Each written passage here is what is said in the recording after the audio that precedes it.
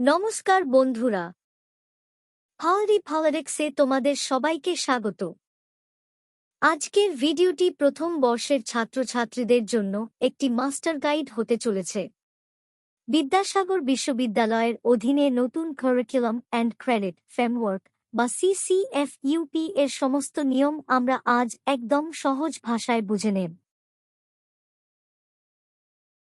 স্কুলের গণ্ডি পেরিয়ে কলেজ লাইফে তো পা রাখলে, কিন্তু এই নতুন শিক্ষাক্রমের যথাযথ নিয়মগুলো কি তোমাদের জানা আছে? মেজর এবং মেনরের মধ্যে পার্থক্য কি? এমডিসি জিনিসটাই বা কি? তোমরা 3 বছরের কোর্স করবে নাকি 4 বছরের অনার্স পড়বে? আর সবচেয়ে গুরুত্বপূর্ণ, রিসার্চ ডিগ্রি বা কিভাবে পাবে? চলো প্রতিটি প্রশ্নের উত্তর এক করে জেনে নেওয়া যাক। সবচেয়ে প্রথমে জানা দরকার সিসিএফইউপি জিনিসটা কি। এটি হল curriculum credit framework for undergraduate programs, যেটি ন্যাশনাল এডুকেশন পলিসি 2020 এর ওপর ভিত্তি করে তৈরি। এটি তোমাদের দেয় একটি ফ্লেক্সিবল লার্নিং পাথ বা চলার নমনীয়তা, হাতেকলমে দক্ষতা ও রিসার্চের ভালো সুযোগ, আর তার সাথে বহুবিষয়ক শিক্ষা বা মাল্টিডিসিপ্লিনারি লার্নিংয়ের আধুনিক পরিবেশ। এবার আমরা চোখ রাখ 3 বছর বনাম 4 বছরের প্রোগ্রামের ওপর। তোমরা যারা 3 বছরের মাল্টিডিসিপ্লিনারি কোর্সে আছো, তারা major, manor, MDC, SEC, VSC মিলিয়ে মোট 126 ক্রেডিটে একটি সাধারণ ব্যাচেলর পাস ডিগ্রি পাবে। আর যারা 4 বছরের অনার্স পড়বে, তাদের ক্রেডিট হবে 166। কিন্তু যারা হানার্স উইথ রিসার্চ পেতে চাও, তাদের প্রথম 3 বছরের মধ্যে সিজিপিএ ন্যূনতম 7.5 বজায় রাখতে হবে। এটির সপ্তম সেমিস্টারে গবেষণা পদ্ধতি বা রিসার্চ মেথোডলজি এবং অষ্টম সেমিস্টারে ফাইনাল থিসিস ও ভাইভাভোস থাকছে, যা তোমাদের উচ্চশিক্ষার জন্য সবচেয়ে সেরা পথ তৈরি করবে। চলো এবার একটুখানি গভীরে বুঝি এই ক্রেডিট জিনিসটা ঠিক কি। ক্রেডিট হল তোমাদের একাডেমিক অগ্রগতির একটি মাপকাঠি। এটি খুবই সোজা, যদি কোনো কোর্সে ক্রেডিট একটু বেশি থাকে, তার মানে সেই বিষয়ে তোমাদের একাডেমিক কাজ বা পড়াশোনার সময় ও পরিশ্রম একটু বেশি। প্রতিটি কোর্সে একটি নির্দিষ্ট ক্রেডিট বরাদ্দ থাকে, আর এই ক্রেডিট সংগ্রহ করাই তোমাদের ডিগ্রি অর্জনের প্রধান পথ। এই স্লাইডে তোমরা ইউজি ডিগ্রির প্রথম ও দ্বিতীয় সেমিস্টার এর সম্পূর্ণ কোর্স স্ট্রাকচারটি দেখতে পাচ্ছ। তোমাদের পুরো সিলেবাসটিকে এমনভাবে সাজানো হয়েছে যেখানে মেজর ও মেনর মিলিয়ে মূল ও সহায়ক বিষয়ের পাঠ থাকবে। তার সাথে রয়েছে এমডিসি, এসইসি, যা তোমাদের বহুবিষয়ক জ্ঞান ও হাতেকলমে দক্ষতা বাড়াবে। আর শেষে থাকছে এইসি ও ভিএসসি, যা তোমাদের যোগাযোগ ও মূল্যবোধের বিকাশ ঘটিয়ে তুলবে। চলো এবার প্রতিটি কোর্স আলাদা করে চিনি। প্রথমেই হলো মেজর কোর্স, যেটি তোমাদের প্রধান সাবজেক্ট বা মেইন সাবজেক্ট। কলেজ লাইফে তুমি যে বিষয়টি নিয়ে সবচেয়ে গভীরভাবে আর সবচেয়ে বেশি পড়াশোনা করবে, সেটাই তোমাদের মেজর। যেমন তোমরা যারা political science major, history major বা ফিজিক্স মেজর নিয়ে ভর্তি হয়েছ, তাদের এই বিষয়ে সবচেয়ে বেশি ক্রেডিট বরাদ্দ থাকবে, আর এটিই তোমাদের একাডেমিক পরিচয় হবে। দ্বিতীয় স্তম্ভটি হল মেনর কোর্স, যেটি তোমাদের মেজরের একটি পরিপূরক বা সহায়ক বিষয়। যেমন ধরো, কারো যদি পলিটিক্যাল সায়েন্স মেজর হয়, তবে সে তার সাথে হিস্ট্রিকে মেনর হিসেবে পড়তে পারে। এটি তোমাদের মূল মেজর সাবজেক্টটিকে গভীরভাবে বুঝতে সাহায্য করে, তোমাদের জ্ঞানের পরিধি বাড়ায়, আর বিভিন্ন শাখায় ক্যারিয়ার গড়ার বাড়তি সুবিধা করে দেয়। এবার আসি একটি খুবই দারুণ বিষয়, মাল্টিডিসিপ্লিনারি কোর্স বা এমডিসি। এটি তোমাদের সম্পূর্ণ নতুন কিছু শেখার সুযোগ করে দেয়। এমডিসি এর মাধ্যমে তুমি তোমাদের নিজের মেজর বিষয়ের বাইরে গিয়ে যেকোনো অন্য শাখার সাবজেক্ট পড়তে পারবে, যা তোমাদের বহুবিষয়ক জ্ঞান ও দক্ষতা বাড়াবে। কিন্তু এখানে একটি বড় সতর্কতা মনে রাখবে, তোমাদের যেটি মেজর সাবজেক্ট, সেটা থেকে সাধারণভাবে এমডিসি পেপার বাছাই করা যাবে না। চলো আমাদের কলেজের ভিত্তিতে এমডিসির কিছু প্রধান উদাহরণ দেখে নিন। যেমন এখানে রয়েছে ভারতীয় সংবিধান বা ইন্ডিয়ান কনস্টিটিউশন, যা পলিটিক্যাল সায়েন্স থেকে অফার করা হয়। সামাজিক মূল্যবোধ ও নৈতিকতা ফিলোসফি থেকে, এবং ক্রীড়া ও শারীরিক সুস্থতা বা sports fitness physical education department থেকে। পরের কোর্সটি হল স্কিল এনহ্যান্সমেন্ট কোর্স বা এসইসি।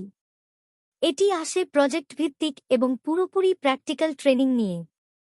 এর প্রধান উদ্দেশ্য হল তোমাদের হাতেকলমে কাজের মাধ্যমে হ্যান্ডস অন অভিজ্ঞতা দেওয়া, যা তোমাদের বাস্তব সমস্যা সমাধান করতে শেখাবে আর আগামী সময়ে কর্মক্ষেত্রের জন্য রেডি করবে। এবার আসি ভাষা ও যোগাযোগ দক্ষতা বৃদ্ধির প্রসঙ্গে, যার জন্য রয়েছে অ্যাবিলিটি এনহ্যান্সমেন্ট কোর্স বা এইসি। এর মধ্যে প্রথমেই থাকছে কমিউনিকেটিভ ইংলিশ, যা তোমাদের ইংরেজিতে কথা বলা ও ভালোভাবে লেখার স্কিল বাড়িয়ে তুলবে। তারপর আসে MIL বা মডার্ন ইন্ডিয়ান ল্যাঙ্গুয়েজ, যেখানে বাংলা, হিন্দি, সংস্কৃত বা সাঁওতালির মতো ভাষার অপশন থাকে। মনে রাখবে, এই এইসি পেপার কিন্তু প্রথম 4টি সেমিস্টারেই একটি করে বাধ্যতামূলক। এরপর থাকছে ভ্যালি অ্যাডেড কোর্স বা ভিএসি। তোমাদের একাডেমিক পড়াশোনার বাইরেও পরিবেশ ও মানবিক মূল্যবোধের জ্ঞান বৃদ্ধির জন্য এটি রাখা হয়েছে। যেমন এখানে পড়ানো হবে পরিবেশবিদ্যা বা এনভায়রনমেন্টাল স্টাডিজ, যা প্রথম সেমিস্টারে সবাইকেই পড়তে হবে। মানবাধিকার বা হিউম্যান রাইটস এবং যোগব্যায়াম ও সুস্থতা বা যোগ ওয়েলনেস। বিষয়টি একদম সহজভাবে চোখে দেখে বুঝে নেওয়ার জন্য চলো আমরা একজন পলিটিক্যাল সায়েন্সের ছাত্রছাত্রীর স্টুডেন্ট প্রোফাইল শিটটি সাজিয়ে দেখি। এই ছাত্রটি মেজর হিসেবে পড়ছে পলিটিক্যাল সায়েন্স, তার সাথে মেনর নীল হিস্টোরি বা সোশ্যোলজি। তার প্রথম সেমিস্টার এএসইসি পেপার হবে ফ্যাংখেইরে রাজ ম্যানেজমেন্ট সিস্টেম, MDC তে নিবে social values and ethics, Aisi তে থাকল কমিউনিকেটিভ ইংলিশ, আর ভিএসসি তে রয়েছে এনভায়রনমেন্টাল স্টাডিজ। এটি দেখলেই বুঝতে পারবে তোমাদের নিজেদের কোর্সও ঠিক কিভাবে সাজানো হবে। নতুন CCFUP কাঠামোতে সবচেয়ে সুন্দর একটি বিষয় হল কমিউনিটি সার্ভিস বা সামাজিক সেবা। এখানে শুধু বইয়ের পড়াশোনাই সব নয়, তোমাদের সমাজের ফিল্ডে নেমে কাজ করতে হবে। এটা থাকবে তোমাদের সেকেন্ড সেমিস্টারতে।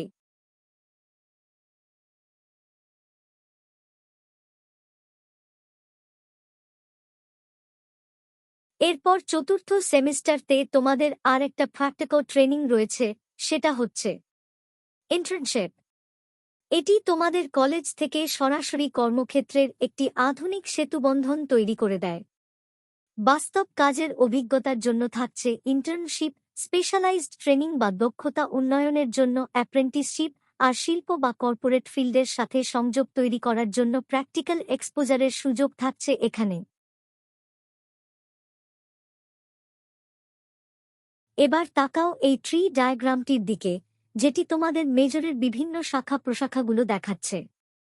3 বর্ষে পা দেওয়া মাত্রই তোমাদের মূল মেজর বিষয়ের বাইরেও বহু ইলেকটিভ সাবজেক্ট বাছাই করার অপশন আসবে, যেমন ইন্টারন্যাশনাল রিলেশনস বা আন্তর্জাতিক সম্পর্ক, পাবলিক পলিসি বা জননীতি ও প্রশাসন, রাজনৈতিক তত্ত্ব, তুলনামূলক রাজনীতি এবং ভারতীয় শাসন ব্যবস্থা। এগুলো তোমাদের নিজের সাবজেক্টে স্পেশালাইজেশন করতে সাহায্য করবে। নতুন শিক্ষানীতির সবচেয়ে ফ্লেক্সিবল দিকটি দেখছ এই স্লাইডে, multiple entry and exit system. এখানে প্রতিটি বছরের পড়াশোনা শেষে ছাত্রছাত্রীদের বেরিয়ে যাওয়ার সুযোগ থাকে আর পরে ফিরে আসার সুবিধাও রয়েছে।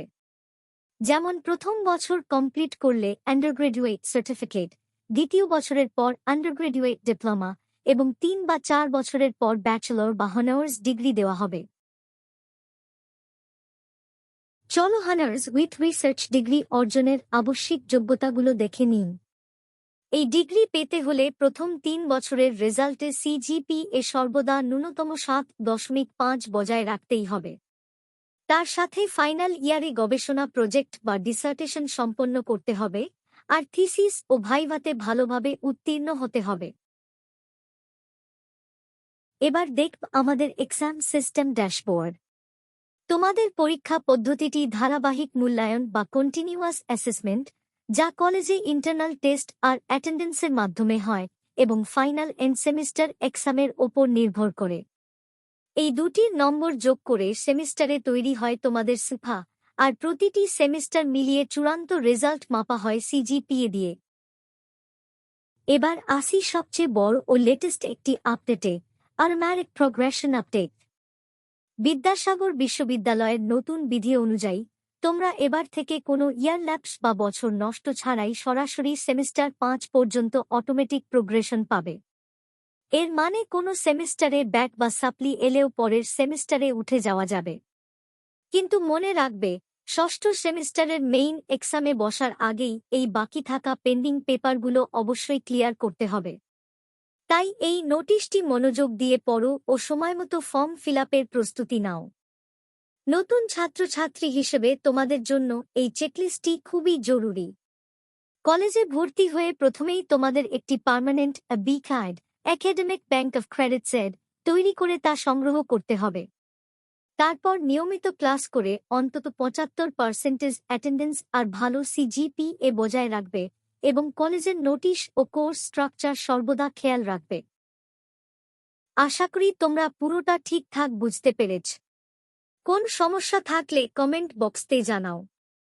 ভিডিওটি তোমাদের উপকারে আসলে অবশ্যই একটি লাইক করো, সব বন্ধুদের সাথে এটি শেয়ার করো, আর আমাদের এই চ্যানেল হাওয়ারি পলিটিক্সকে সাবস্ক্রাইব করতে একদম ভুলবে না। এছাড়াও আমাদের ওয়েবসাইটতে তোমরা পেয়ে যাবে পরীক্ষার নোটস ও সাজেশন। তাহলে আজকে এখানেই শেষ করছি।